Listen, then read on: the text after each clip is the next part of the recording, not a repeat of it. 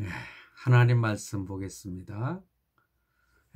사도행전 1장 9절로 11절 말씀입니다. 이 말씀을 마치시고 그들이 보는데 올려져 가시니 구름이 그를 가리어 보이지 않게 하더라. 올라가실 때에 제자들이 자세히 하늘을 쳐다보고 있는데 흰 옷 입은 두 사람이 그들 곁에 서서 이르되 갈릴리 사람들아 어찌하여 서서 하늘을 쳐다보느냐. 너희 가운데서 하늘로 올려지신 이 예수는 하늘로 가심을 본 그대로 오시리라 하였느니라. 아멘. 오늘은 오늘 본문을 중심해서 제목을 오시리라 이런 제목으로 잠깐 말씀을 생각해 보겠습니다. 예수님은 부활하셨습니다. 그리고 많은 사람들이 보는 가운데 하늘로 올라가셨습니다. 승천하신 것입니다. 우리가 예수님을 생각할 때 몇 가지로 생각을 하죠. 예수님이 성육신하신 탄생을 우리는 믿습니다. 그리고 3년 동안 공생애를 통해서 예수님이 메시아이신 것을 증거로 인증을 하셨습니다. 그리고 십자가에서 고난을 당하시고 죽으셨습니다. 그 예수님의 죽음, 십자가는 바로 하나님의 사랑과 공의를 나타내신 모습입니다. 그리고 예수님은 죽음의 그 무덤에서 다시 살아나셨다, 그렇게 표현하죠. 부활을. 예수님은 부활하셨습니다. 이것은 어떤 그 사람들이 말하는 것처럼 제자들이 예수님이 그 부활하셨다고 이제 뭐 거짓말을 하는 것이다, 뭐 그렇게 말하는 사람들이 있는데, 예수님의 부활은 역사적이라고 할 수 있죠. 살아나심. 그래서 부활의 증거를 보여주시며 40일 동안 제자들에게 나타나셔서 이렇게 보여주시기도 하고, 도마에게 그 손바닥도 보여주시기도 하고, 그래서 여러 가지 예수님이 부활하셨다는 사실을 그렇게 증거하는 모습이 나오죠. 그리고 승천하셨습니다. 그리고 예수님은 다시 오시겠다, 그렇게 말씀을 하셨어요. 천사들이 말을 했잖아요. 너희 가운데서 하늘로 올려지신 이 예수는 하늘로 가심을 본 그대로 오시리라, 이렇게 천사들이 예언을 했습니다. 그러므로 예수님의 부활과 승천은 순간적인 어떤 환상이 아닙니다. 이 부활과 승천은 사실입니다.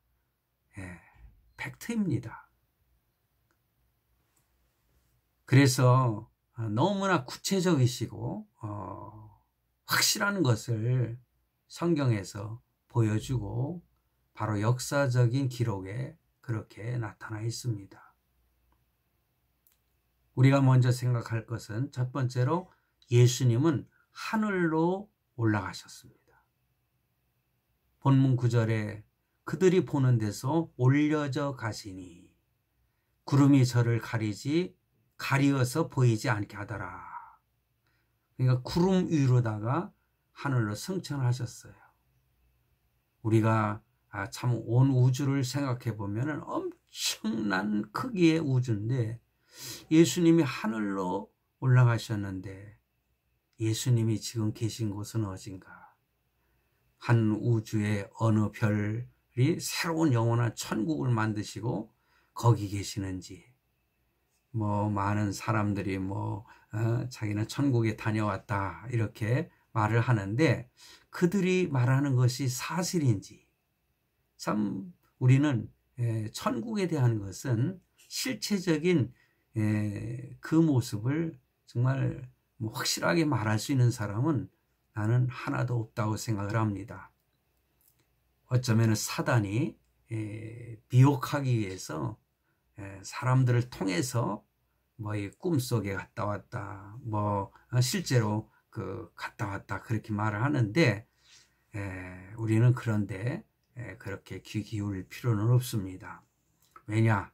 우리가 천국에 가는 것을 확실하고 또 하늘 어딘가에 하나님께서 만드신 새로운 신천신지가 있기 때문에 그곳에 가서 영원히 살 사람들이기 때문에 굳이 지금 그것을 뭐 이렇다 저렇다 말할 필요가 없는 것이죠. 그래서 이렇게 그 9절 말씀에 그 구름 위로 이렇게 올라가시는 모습이 나타나고 있습니다. 10절에서도 제자들은 자세히 하늘을 쳐다봤어요. 자세히.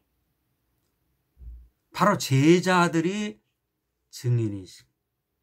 제자들이 주인입니다. 그렇기 때문에 그들이 목숨을 버리기까지 바로 예수님은 살아나셨다. 십자가로 죽으셨는데 실패가 아니었다. 이것을 많은 사람들 앞에 증거하러 다녔잖아요. 목숨을 아까워하지 않고, 왜냐? 내 눈으로 보았기 때문에 그것을 증거하기 위해서 죽음이 온다 할지라도 우리는 그 모습을 내 눈으로 보지 않았어도 믿음으로 우리는 확실하게 믿습니다. 자, 그렇다면은 예수님의 승천은 우리에게 무슨 의미를 깨우쳐 주는 것일까요? 첫째는요, 하나님의 본래 영광된 자리로 돌아가신 것입니다. 예수님이 어떤 분이십니까? 예수님은 하나님 자신이셨습니다. 빌립보서 2장 6절로 8절에서 보면은 예수님은 근본 하나님의 본체시라고 말씀을 하셨어요. 자기를 비워 종의 형체를 가져 사람으로 오셔서 하나님의 뜻을 죽기까지 복종하셨다. 그렇게 빌립보서 2장에 말씀하고 있습니다. 하나님의 계획이셨어요. 인류를 구원하시기 위해서 예수님이 이 땅에 스스로 오신 것입니다. 원래 하나님 본체이신데 구원이라고 하는 것, 인류의 구원은 이미 창세기 3장 15절에 원시복음이라고 하지 않습니까? 이미 여인의 후손으로 이 땅에 오셔서 십자가의 고난을 당하시고 부활하실 것을 이미 예언으로 말씀을 해 주셨는데, 그것은 바로 죄인인 하나님의 자녀들을 구속하시기 위해서 오신 거잖아요. 구원은 하나님이 계획하셨고 바로 예수님이 성취하신 것이에요. 오늘날 예수 믿는 성도들의 심령 속에 역사하시는 성령께서 적용을 하심으로 믿음을 우리는 고백을 하는 것입니다. 죄인들을 구원하시고자 영광의 자리를 버리고 이 땅에 오셔서 하나님의 뜻을 완전히 이루시고 이제 하늘 영광 보좌에 앉으신 것입니다. 바로 예수 그리스도는 하나님이십니다. 그러나 당시 유대 지도자들이나 많은 사람들이 예수님을 하나님의 아들이 아닌 한낱 목수 요셉의 아들로만 생각을 했습니다. 바로 예수님의 하나님이신 그 신성을 그들은 인정하지 않은 겁니다. 예수님은 신인이십니다. 완전한 하나님이신데 완전한 인간으로 오셔서 죄인인, 스스로 죄인인 인간의 몸을 가지시고 이 땅에 오셔서 우리를 위해서 십자가에 죽으신 것입니다. 오늘날도 예수님의 그 신성을 인정치 않고 인간에 불과한 것으로 생각하는 그런 사람, 즉 4대 성인 중에 한 사람으로 생각하는 사람들이 있습니다. 베드로를 보세요. 주는 그리스도시요 살아계신 하나님의 아들이시나이다. 마태복음 16장 16절에 이렇게 고백을 합니다. 불신자들이 말하는 것 굳이 우리가 신경 쓸 것은 없지요. 우리도 스스로 이런 베드로처럼 고백하는 성도가 되시기를 바랍니다. 예수님을 바로 알아야 합니다.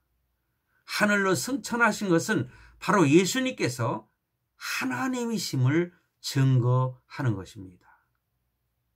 성경에 보면은 하늘로 올라간 그런 사람들이 있죠. 창세기 5장 24절에 에녹이 하나님과 300년 동안 동행한 이후에 하늘로 올라갔다.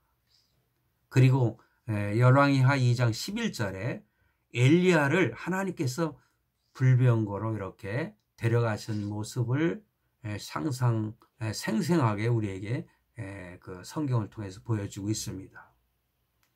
참 우리의 로망이 아닐 수가 없습니다. 우리도 죽지 않고 하늘로 승천한다면 얼마나 좋을까요? 제 자신도 어렸을 때 그런 예수 믿으면서 로망을 가졌어요. 소원이었어요. 내가 죽음을 맛보지 않고 이런 에녹처럼 엘리야처럼 병긋하고 하늘에 이런 찬송을 불렀지 않습니까? 그런 올라간 그 성경의 인물들처럼. 그런데 성경학자 매튜엘리는 이렇게 다른 사람은 하나님의 능력으로 이렇게 데려가셨지만 예수님의 승천은 자신의 능력으로 올라가셨다. 오늘 본문에서도 그렇게 말씀하고 있지 않습니까? 하나님이시니까는 스스로 올라가신 것입니다. 그렇습니다. 부활도 스스로 부활하셨고 자신의 능력으로 하늘로 올라가신 것입니다. 제자들은 그 모습을 보았습니다.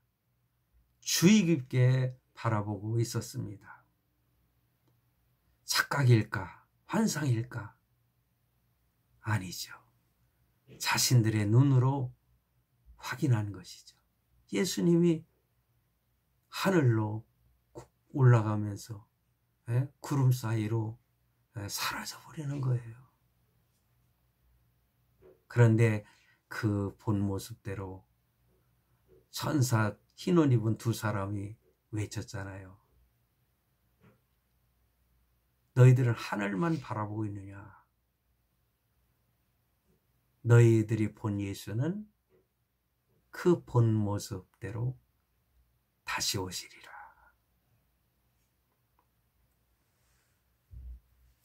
그러므로 그들은 예수님의 증인으로서 생명을 버리기까지 했고 최후까지 주님의 부활과 승천을 증거했던 것입니다.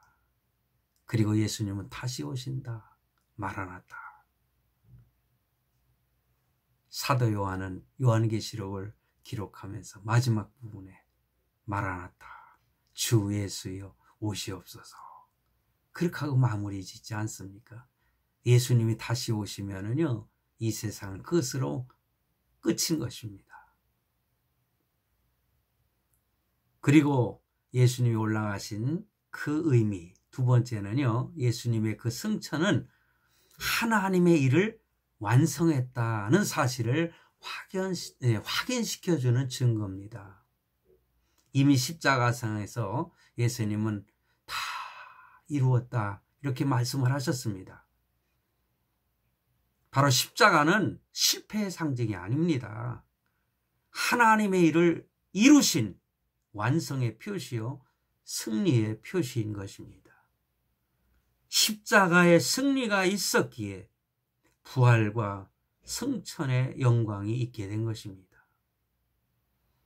그러나 주님은 승천하심으로 우리 곁을 영원히 떠난 것은 아닙니다. 그러므로 크게 두 번째로 생각할 것은 본 그대로 오시리라.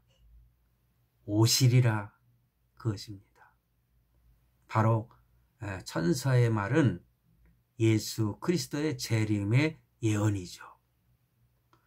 제자들은 주님께서 그들의 곁을 떠나서 하늘로 올라가실 때에 어떤 면에서는 크게 실망했을 수도 있습니다. 부활하신 예수님, 이제는 십자가의 죽음으로 끝난 줄 알았는데 부활하신 예수님이 이제 늘 곁에 계실 줄로 알고 있었을 것입니다. 그러길 또 바랬을 것입니다. 그러니까 예수님께 질문하기를 마지막 때를 예언하실 때 그런 질문을 했습니다마는 주께서 이스라엘 나라를 회복하실 때 이때입니까? 그 말씀에 적용을 해보면은 그 제자들의 생각을 읽을 수 있잖아요. 제자들은 기대에 부풀어 있었을 거예요. 그런데 주님은 떠나십니다. 그러니 실망이 안 오겠습니까? 어쩌면 좌절까지도 올 수 있습니다. 예수님이 십자가에 죽었을 때 그들은 좌절했잖아요. 그래서 엠마오의 두 제자가 고향으로 크게 실망하고 내려가는 그들에게 부활하신 예수님이 나타나셔서 그들을 다시 인도하셨잖아요. 멍하니 서 있는 제자들에게 다시 천사는 깨우쳐주기 위해서 말합니다. 본문 11절에 갈릴리 사람들아 어찌하여 서서 하늘을 쳐다보느냐. 너희 가운데서 하늘로 올리우신 이 예수는 하늘로 가심을 본 그대로 오시리라. 다시 오시리라. 재림을 하신다는 것입니다. 이미 주님은 다시 오실 것을 약속을 했죠. 제자들에게 너희는 마음에 근심하지 말라. 하나님을 믿으니 또 나를 믿으라. 내 아버지 집에 거할 것이 많도다. 그렇지 않으면 너희에게 일렀으리라. 내가 너희를 위하여 처소를 예비하러 가노니 처소를 예비하면 내가 다시 와서 너희를 내게로 영접하여 나 있는 곳에 너희도 있게 하리라. 얼마나 감사합니까? 예수님이 지금 열심히 우리가 처할 곳을 예비하고 계세요. 이미 한마디로 예비하실 수 있는 능력이 있으신 분이시잖아요. 은유적으로 표현을 한 겁니다. 우리들이 이해할 수 있는 언어로다가 다시 오시리라. 지금 영원한 우리의 거처를 예비하셨을 줄로 나는 믿습니다. 우리 주님은 우리 곁을 아주 떠나신 것이 아닙니다. 예수님은 하늘나라에 가셔서 우리의 처소를 예비하시는 것이죠. 제가 좀 전에 읽어드린 요한복음 14장 1절로 3절, 제가 참 좋아하는 성경이에요. 너희는 마음에 근심하지 말라. 하나님을 믿으니 또 나를 믿더라. 저는 이 말씀이 늘 입에서 중얼중얼 나오는 말씀이거든요. 우리 주님은 다시 오십니다. 오시리라. 주님의 약속은 영원토록 변치 않습니다. 예수님의 재림은 또 하나님께서 히브리서에서도 말씀을 하셨어요. 히브리서 9장 28절에 예수님은 바라는 자들에게 두 번째 나타나시리라. 그뿐입니까? 예수님의 재림은 마귀를 멸하시는 선언이에요. 예수님이 오시면은 이제 원수 마귀는 꼼짝 못하고 하나님 예수님의 손아귀에 잡혀서 무적행으로 갈 수밖에 없어요. 내던져 버리실 거예요. 영원토록 나오지 못하는 무적행 속에. 그렇기 때문에 마귀는 제 때를 알고 있기 때문에 오늘날 최후의 발악을 하는 것입니다. 예수님은 이제 우주를 통치할 만왕의 왕으로 오십니다. 천군 천사와 함께 구름 타고 영광의 주로 오시는 것입니다. 이제 주님은 권세 있는 심판주로 오셔요. 힘이 하나도 없는 아기 예수로 오시는 것이 아니라 강철 같던 힘을 가진 바로 심판주, 그런 분으로 이 세상에 오셔서 심판을 하실 것입니다. 그렇다면 이 재림을 기다리는, 믿고 기다리는 우리의 자세는 어떠해야 할까? 우리의 삶의 모습이 어떠해야 될까? 그 중요한 거 아니겠습니까? 11절에 천사가 그랬잖아요. 어찌하여 서서 하늘을 쳐다보느냐? 너희들이 할 일은 따로 있다. 하늘만 쳐다보고 멍청하니 있지 마라.